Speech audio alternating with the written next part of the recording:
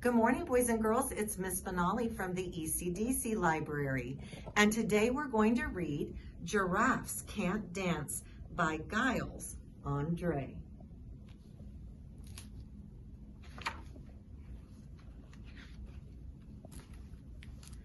Gerald was a tall giraffe whose neck was long and slim, but his knees were awfully crooked and his legs were rather thin. He was very good at standing still and munching shoots off trees. But when he tried to run around, he buckled at the knees. Now, every year in Africa, they hold the jungle dance where every single animal turns up to skip and prance. And this year, when the day arrived, poor Gerald felt so sad because when it came to dancing, he was really very bad. The warthogs started waltzing and the rhinos rock and rolled. The lions danced a tango that was elegant and bold.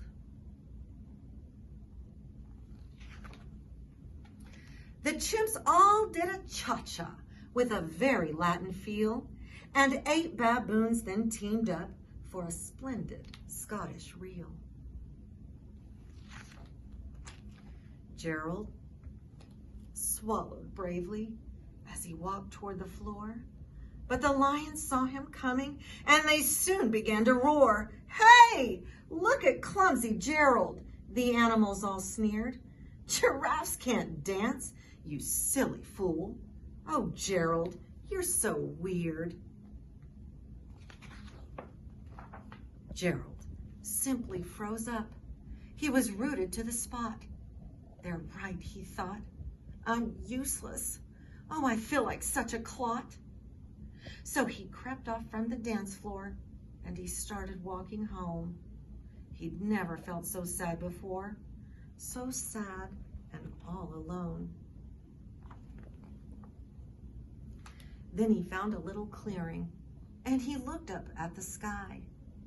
"The moon can be so beautiful," he whispered with a sigh. "Excuse me," coughed a cricket who'd seen Gerald earlier on. "But sometimes when you're different, you just need a different song."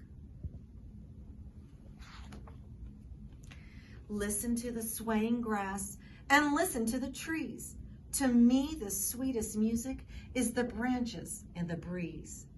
So imagine that lovely moon is playing just for you, and everything makes music if you really want it to.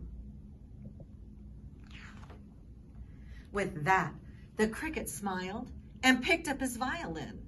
Then Gerald felt his body do the most amazing thing. His hooves had started shuffling, making circles on the ground. His neck was gently swaying and his tail was swishing around. He threw his legs out sideways and he swung them everywhere. Then he did a backward somersault and leapt in the air. Gerald felt so wonderful. His mouth was open wide. "I'm dancing! Yes, I'm dancing! I am dancing!" Gerald cried. Then one by one, each animal who'd been there at the dance arrived while Gerald boogied and watched him quite entranced.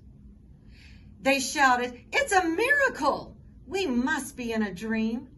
Gerald's the best dancer that we've ever seen." "How did you learn to dance like that? Please, Gerald, tell us how." But Gerald simply twirled around and finished with a bow. Then he raised his head and he looked up at the moon and stars above. "We all can dance," he said, "when we find music that we love." The end.